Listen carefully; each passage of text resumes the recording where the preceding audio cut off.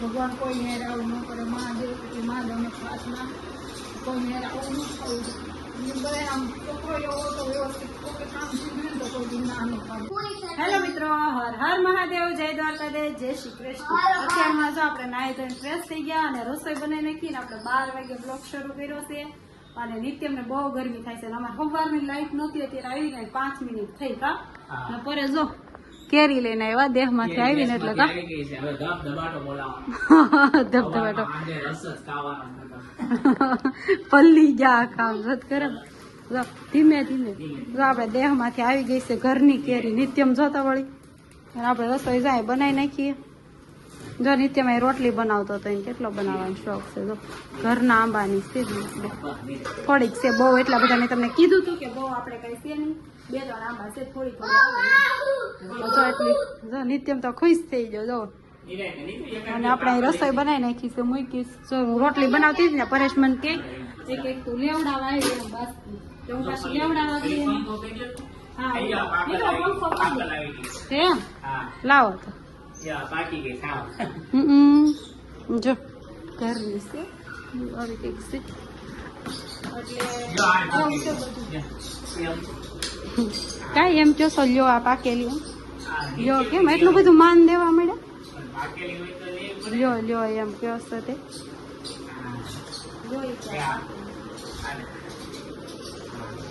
માન તો દેવું પડે ને કા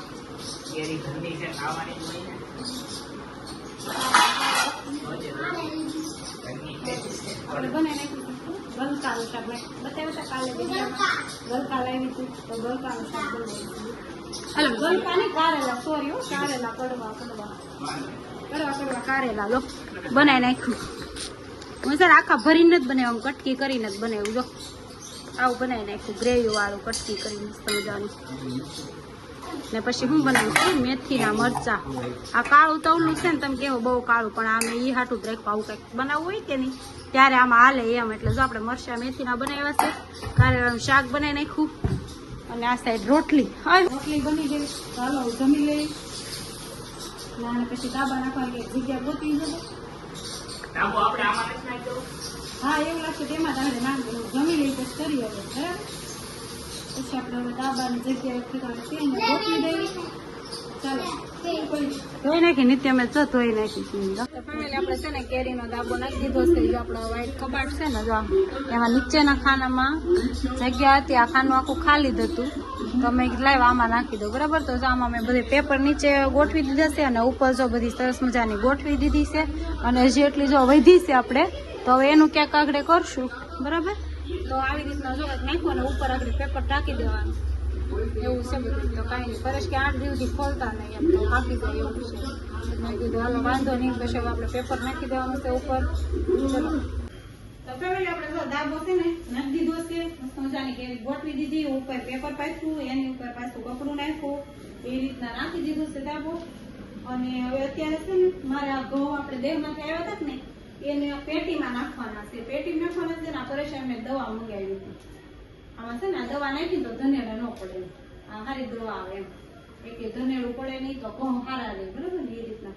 એટલે આ છે ને કોરે મેં આવી નાખી હતી, 2 પડી નાખી હતી. ઓળજી એક પડી પેલા મેં વચ્ચે નાખી હતી, પડી છે અંદર વચ્ચે ને આ એક ઉપરથી થોડીક નાખી દઉં. પછી પાછું એક બાજુ ઘઉં છે ને એ ખમાશે કેમ કે અડધી પેટી ભરી છે તો આમાંથી એક બાજુ ખમાશે તો એ એક નાખી દઉં એટલી ભરી છે એમ છે.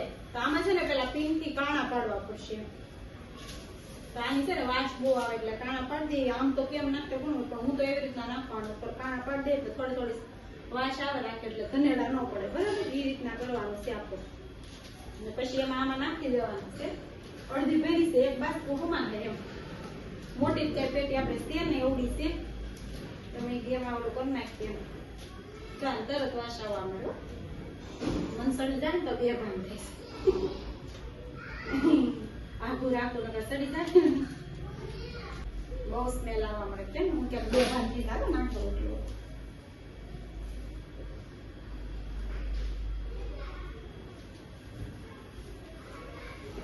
પેલા બધું એક લેવું જોઈએ પડશે બાસ્કેટ ને બધું થોડીક વાર મૂકી દઉં.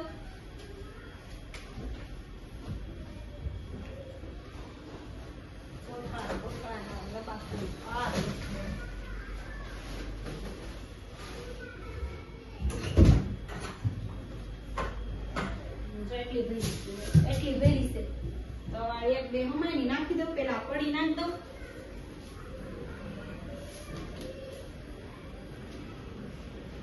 આવી રીતે નખાતી, તમે કોઈ નાખતા હોય તો કોમેન્ટ કરજો કે કેવી રીતના નાખવાની. મેં તો આવી રીતના જો આમાં કાણા પાડી દીધા છે ખાલી ઉપરથી.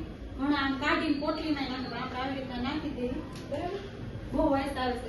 ચડી જાય ને તો બે ભાગ થઈ જાય એમાં. ચાલો આમાં નાખી દો આવી રીતના.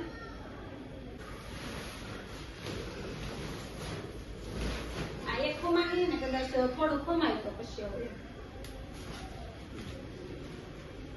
મોટી નથી, મોટી પેટી હોય ને તો જ્યાદા ખમાઈ દે, પણ આપણે પેટી મોટી પેટી છે નહીં.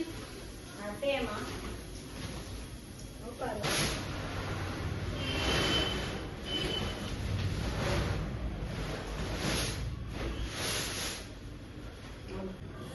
હાલો ભરાઈ ગઈ જો આપણી પેટી.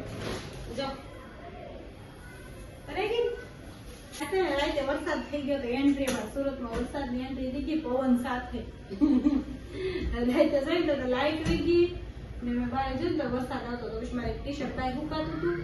ગાય ગામે ઉઠીને લઈ લીધું અને લાઈટ નહોતી ને તો ઘડિયાળમાં કાંઈ દેખાય નહીં ને મેં જોયું નહોતું કેટલા વાગે, પણ સારો વરસાદ આવતો હતો.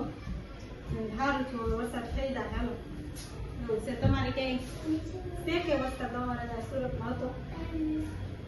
સાંજે એન્ટ્રી થઈ ગઈ છે. થોડું કામ હતું સવારનું બતાવી દીધું, દાદાનું હતું, ઘઉંનું હતું, એ કામ બતાવી દીધું. અત્યારે આપણે સાંજની જમવા બેઠા છે.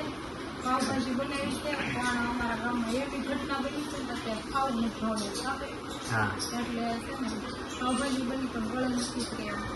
અમારા ગામમાં છે ને કોળીનો છોકરો વોટાવેટર જે આ મશીન આવે ને રિપેર કરતો હશે તો એ માથે પડ્યું ને દવાખાને લઈ જતો ત્યારે થઈ ગયો. ડેકોરેશન એટલું બધું થાય છે, અમારા આખા ગામમાં બધા સ્ટોરીમાં વોટ્સઅપમાં બધે મીટિંગમાં ફોટો હવે મૂકીશું જોજો.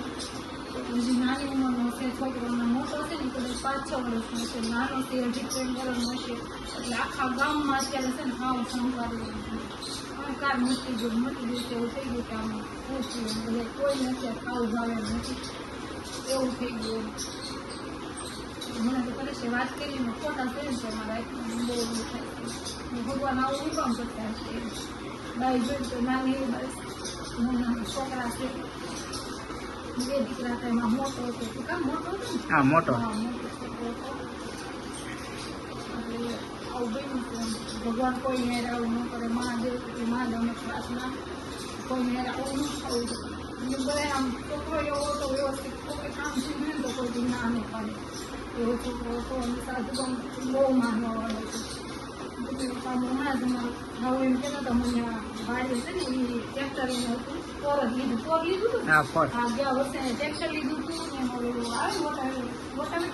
વોટાવેટર ભાંગવાનું તો અમારે વાડી આવતી ગયો તો અમારે છે ને પુરુષોલામાં નાતો છે તો વાટી ગયો ને કોઈમાં આવું કીધું પૈસા તો એને કીધું હું બાપા સમજી ના અત્યારે કાંઈ કોઈ માગો એને એવું નથી કીધું નથી. બોલો એવું સાધુ ગામનું રાખતો એને યારે જ આવું થાય. ભગવાન એટલી પ્રાર્થના કે આવું કોઈ એને ન થાય.